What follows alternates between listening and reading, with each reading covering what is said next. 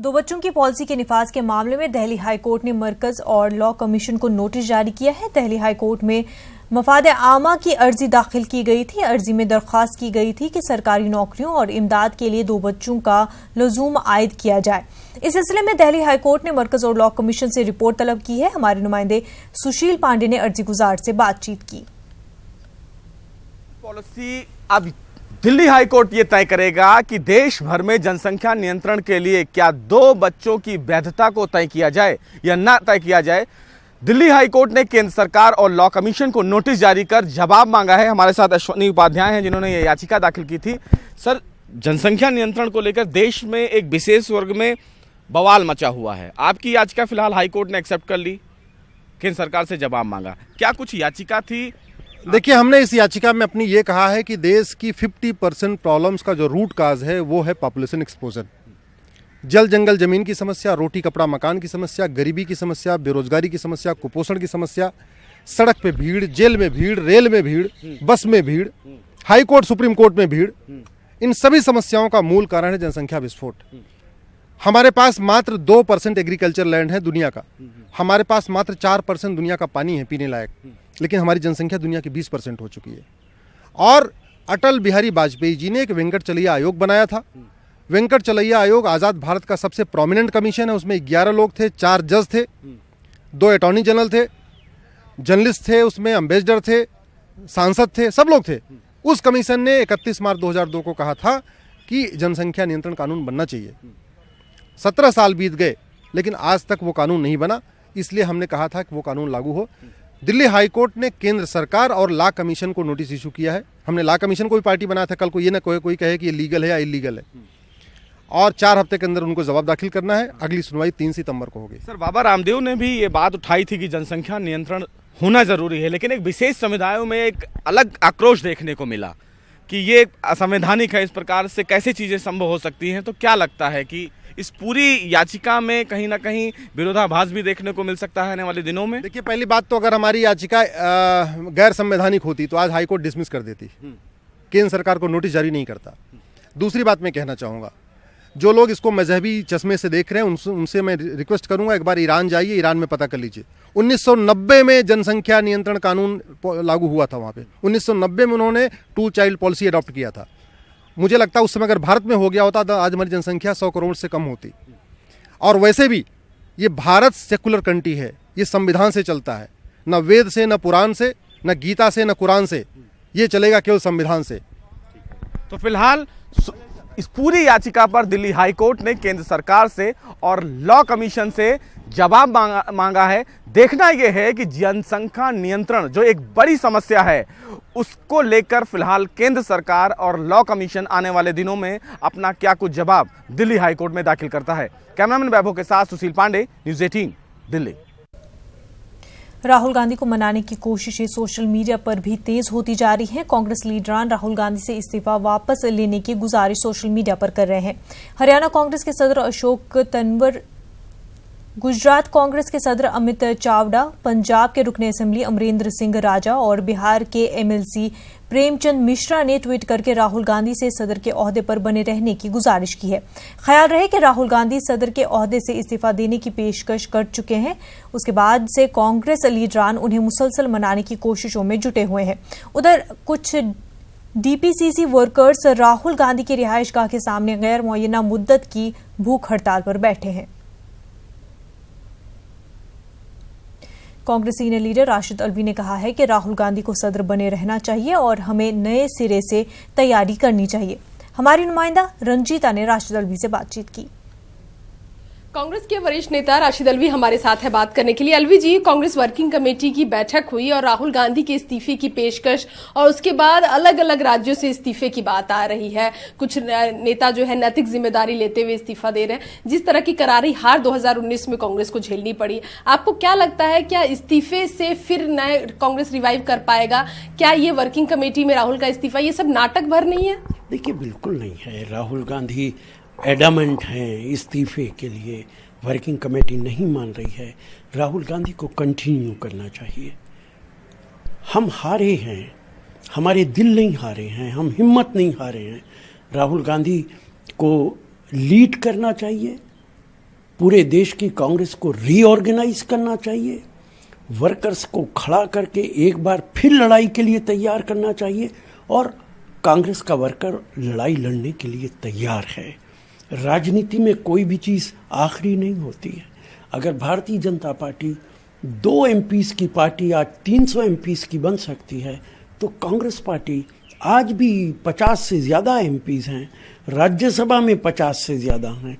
हम मेहनत करेंगे और तख्ते को पलट देंगे। लेकिन आप कह रहे कार्यकर्ता पूरी तरह से तैयार है फिर से कांग्रेस पार्टी को जिंदा करने के लिए, लेकिन आपके अध्यक्ष तैयार नहीं दिख रहे हैं। वो अब भी अपनी जिद पर अड़े हुए हैं कि मुझे अध्यक्ष पद पे नहीं रहना। देखिए, ये उनके अपना फैसला है, लेकिन हम सब लोग चाहते हैं कि राहुल गांधी बहैसियत अध्यक्ष कांग्रेस पार्टी के रहें। उनकी लीडरशिप के अंदर सारा वर्कर खड़ा है और लड़ाई लड़ने के लिए तैयार है। सर, आरएसएस प्रमुख मोहन भागवत का एक बयान आया है। उन्होंने कहा है कि राम का जो काम है वो होकर रहेगा और हम वो काम करके रहेंगे। मुझे हंसी आती उनके इस बयान पे। राम को उनकी जरूरत नहीं है, राम का काम वो नहीं कर पाएंगे। राम अपना काम अपने आप कर सकते हैं। और अगर वो मंदिर की बात करते हैं तो 5 साल में आप कुछ नहीं कर पाए, अटल जी की सरकार में कुछ नहीं कर पाए, अगले पार्लियामेंट के मैनिफेस्टो में फिर आपका राम का मंदिर होगा। आप सिर्फ राम के नाम को एक्सप्लॉइट करते हैं और अब तो मुझे ऐसा लगता है कि आपकी राम में कोई आस्था ही नहीं है। कैमरा पर्सन अमित के साथ Ranjita Jha, news 18 network. Time magazine ने पीएम नरेंद्र मोदी को लेकर अपने सुर बदल दिए हैं। टाइम मैगजीन ने इलेक्शन से पहले एक कवर स्टोरी की थी जिसमें नरेंद्र मोदी को हिंदुस्तान को तकसीम करने वाला लीडर बताया था, लेकिन अब 1 महीने के बाद टाइम मैगजीन के मौक़िफ़ में नुमाया तब्दीली आई है। मैगजीन ने अपने इदारिये में मोदी की कसीदा ख्वानी की है। नए शुमारे में मैगजीन ने नरेंद्र मोदी को ऐसा लीडर बताया है जो हिंदुस्तान को मुत्तहिद करने वाला है।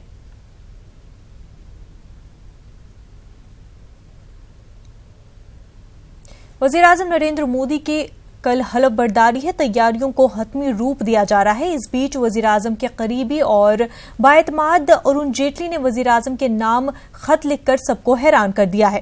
अरुण जेटली ने खत में लिखा है कि वो हुकूमत का हिस्सा नहीं होंगे। खराबिया सेहत की बिना पर यह फैसला लिया गया है। ख्याल है कि अरुण जेटली की सेहत पिछले 1 साल से ठीक नहीं है।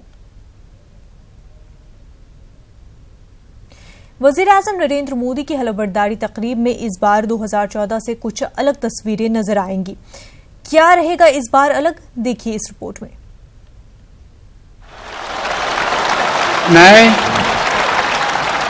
मैं नरेंद्र दामोदर दास मोदी। तस्वीरें 5 साल पुरानी हैं। 30 मई की शाम एक बार फिर कुछ इसी तरह की तस्वीरें नजर आएंगी।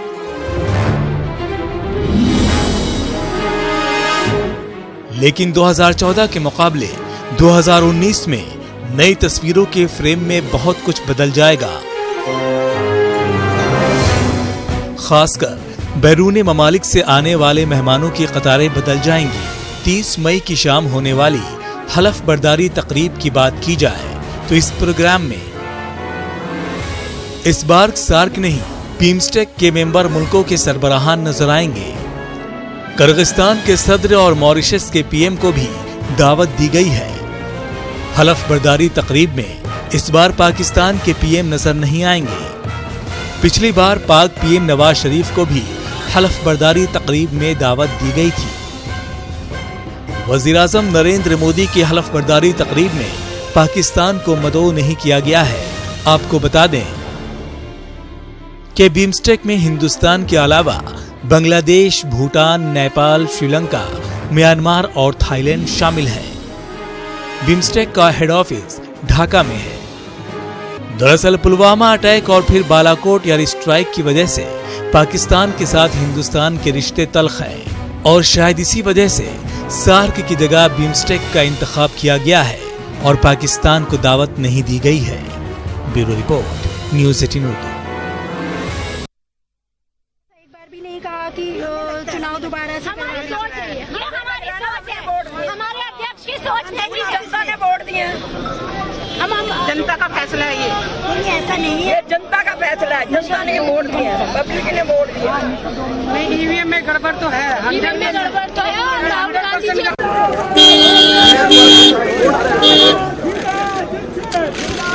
नाज़रीन, आप देख सकते हैं कि राहुल गांधी की रिहाइशगाह के बाहर लोग धरना दिए हुए हैं। उनकी ये मांग है कि राहुल गांधी जो है अपना इस्तीफा वापस ले ले, वो सदर के ओहदे पर बरकरार रहे, अपना काम सदर के ओहदे पर बरकरार रखे और इस्तीफा ना दे। दरअसल लोग नाज़रीन, आप देख सकते हैं शीला दीक्षित इस वक्त राहुल गांधी की रिहाइशगाह की तरफ मौजूद दिखाई दे रही है। राहुल गांधी की रिहाइशगाह की तरफ जा रही है शीला दीक्षित। दिल्ली की साबिक वजीर आला शीला दीक्षित इस वक्त राहुल गांधी की रिहाइशगाह के पास नजर आ रही हैं।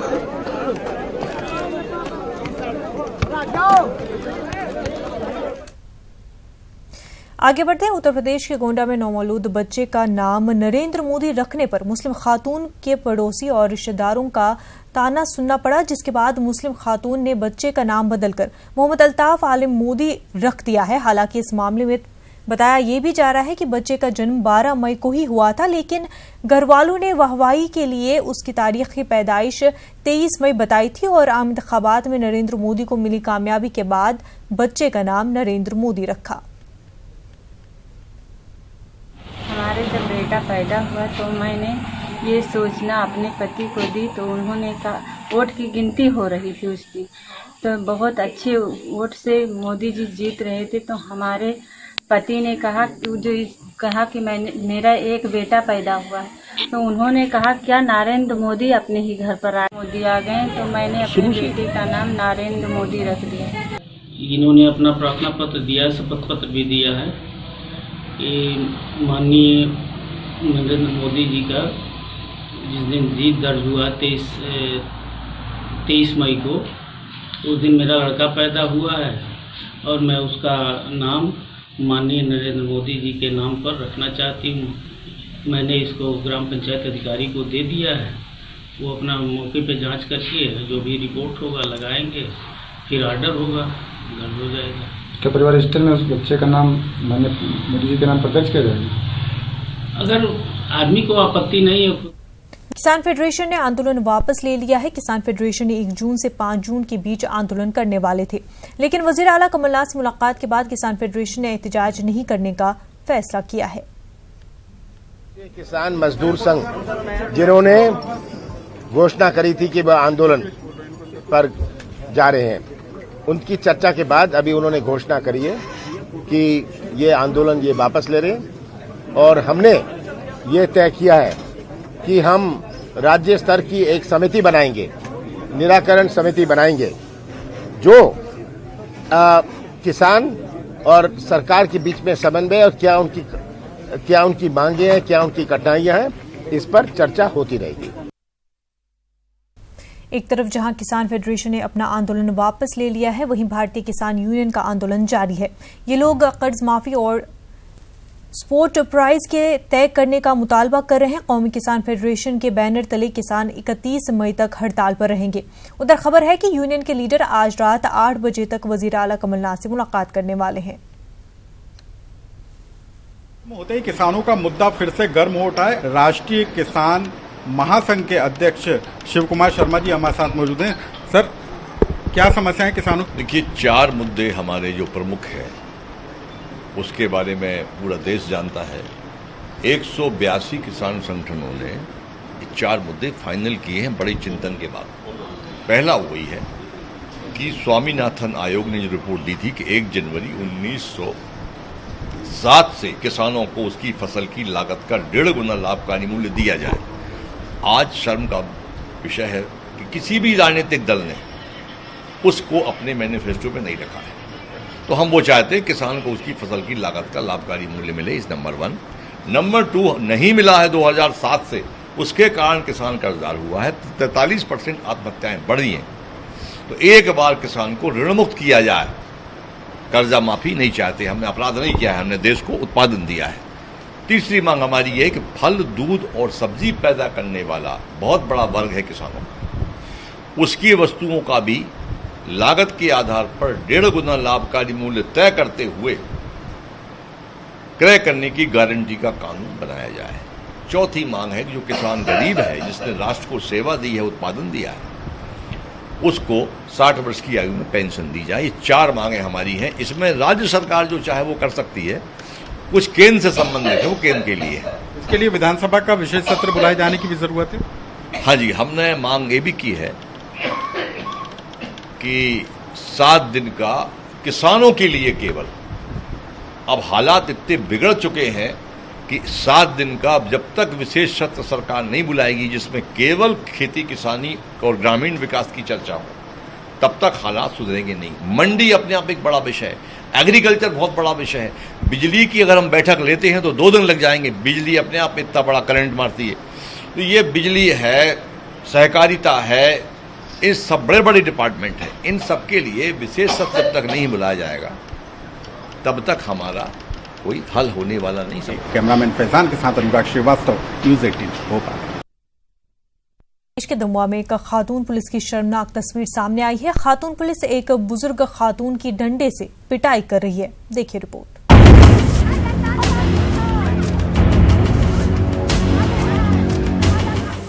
कानून के हाथ और कानून का डंडा दोनों बेलगाम हो चुके हैं। इस बुजुर्ग खातून पर थप्पड़ों की बारिश इस बात का सबूत है कि थप्पड़ से बात नहीं बनी तो कानून की हिफाजत में तैनात खातून पुलिस ने डंडों की बारिश कर डाली। उससे भी बात नहीं बनी तो बाल पकड़कर घसीटने की कोशिश की। खातून पर कानून का डंडा और थप्पड़ बरसाती ये खातून पुलिस सविता रजक हैं, जिनका ओहदा पुलिस महकमे में सब इंस्पेक्टर का है। सविता दमोह जिले के इमलिया थाना चौकी की इंचार्ज हैं। अर्थखेड़ा गांव में सीसी रोड को बनाया जा रहा था। खातून इसकी मुखालिफत कर रही थी। इतला मिलते ही सविता रजक फौरन मौके पर पहुंची और फिल्मी स्टाइल में फैसला ऑन द स्पॉट करने लगी। ये और बात है कि यही थप्पड़ किसी आम आदमी ने बरसाए होते तो वो जुर्म कहलाता, तमाम कानूनी दफात में केस दर्ज किया जाता। ये वही कानून के रखवाले हैं जिनके हाथ रसूखदारों के आगे बंधे नजर आते हैं। लेकिन बात जब एक गरीब बुजुर्ग की हो तो सब कुछ बदल जाता है। सविता रजक के बुजुर्ग खातून को पीटने का वीडियो वायरल हो रहा है। अब देखना है कि इमलिया चौकी इंचार्ज सविता रजक को उनकी इस बहादुरी का कानून क्या इनाम देता है। Bureau report, news 18। Madhya Pradesh में सागर के नडियावली में बिजली कटने से लोग नाराज हैं। मकामी लोग रुकन असेंबली के साथ ट्रैक्टर पर सवार होकर बिजली कंपनी के दफ्तर पहुंचे और वहां पर एहतजाजी मुजाहरा किया। रुकन असेंबली का कहना था कि नडियावली के ज्यादातर इलाकों में बगैर इतला के बिजली काटी जा रही है। बिजली के कटने से शदीद गर्मी में लोगों का बुरा हाल है।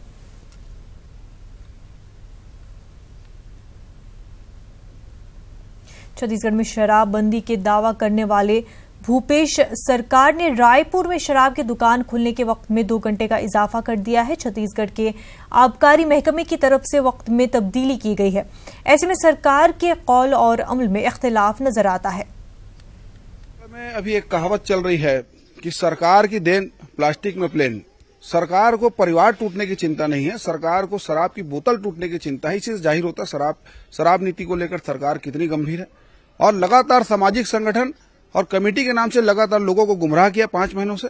और अब समय बढ़ाकर कहीं ना कहीं सरकार ने अपनी मंशा जाहिर कर दी कि शराब नीति क्या है, ये शराबबंदी नहीं करने वाले हैं। पूरे प्रदेश की जनता को वोट बटोरने के लिए शराबबंदी की बात कहकर सत्ता में जरूर आ गए हैं, लेकिन वास्तविक हकीकत यह है कि कथनी करनी क्या होता है सत्ता प्राप्ति करने के बाद, ये अब दिख रहा है लोगों को। और जिस प्रकार से शराब का समय बढ़ाया जा रहा है, शराब की सभी ब्रांडें उपलब्ध कराई जा रही है, ये सरकार की मंशा स्पष्ट रूप से जाहिर होती है कि शराबबंदी की ओर सरकार कितना गंभीर है। और वज़ीर-ए-आज़म को अपने घर में खाना खिलाने वाली बल्दी बाई कई दिहाइयों के बाद भी पक्के मकान से महरूम है।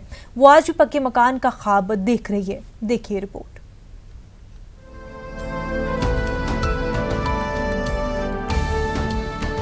तस्वीरों में नजर आ रही ये गरियाबंद जिले के कुल्हाड़ी घाट की बल्दी बाई हैं। ये वही बल्दी बाई हैं जो 1985 में उस वक्त के वज़ीर-ए-आज़म राजीव गांधी और उनकी अहलिया सोनिया गांधी को अपने घर में बिठाकर अपने हाथों से कंदमूल खिलाया था। उसके बाद पोस्टल लेडी बन गई थी। लेकिन सरकार के तमाम मंसूबों के बाद भी आज तक इन्हें मकान नसीब नहीं हो पाया है। जिंदगी के आखिरी मरहले तय कर रही बल्दी बाई आज भी पक्के मकान की उम्मीद लगाए बैठी हैं और लकड़ी की टोकरी बनाकर अपनी जिंदगी गुजर बसर कर रही हैं। गांधी लखा देखी छी के देखी सब कहाँ खड़ी बिचारी। कौन? सोनिया दाई, सोनिया गांधी और राहुल गांधी, राजीव गांधी ठियाले घूमी कमला नींद के देखी। आप खिलाए थे? नाम बताऊं तो नाम बता तो सयाना हो हमने। और बताओ, एक हम बताते हैं। बल्दी बाई कांदा खवाए वहाँ खवाए ऐसे का तो मकाम ला निकंगी सब चूल्हा ला पूछी का खतो करके। ऐसा नहीं है कि लीडरों को इस बात का इल्म नहीं है। कांग्रेस के मकामी लीडर भी बल्दी बाई की अनदेखी होने की बात मान रहे हैं। मैं जब यहाँ पे राजीव जी आए थे कंदमूल खिलाई थी, पर दुखद की बात है सुनने को मिला कि आज तक उनको घर नहीं मिला है। निश्चित तौर पर उनके लिए प्रयास की जाएगी और आने वाले साल तक बल्दी बाई का घर निश्चित तौर पर हमारा पूरा सकारात्मक सोच प्रयास रहेगा कि उनकी घर आने वाले साल तक बन जाएगा। बल्दी बाई एक गरीब खानदान से ताल्लुक रखती हैं। वो आज भी टूटे फूटे कच्चे घर में रहती हैं। शौहर और इकलौता बेटा गरीबी में दम तोड़ चुका है। फिलहाल वो अपने 4 नातियों के साथ मजदूरी करके अपना गुजर बसर कर रही हैं। अब देखना होगा कि बल्दी बाई को कब तक मकान मुयस्सर हो पाता है। Bureau report, news 18 Urdu.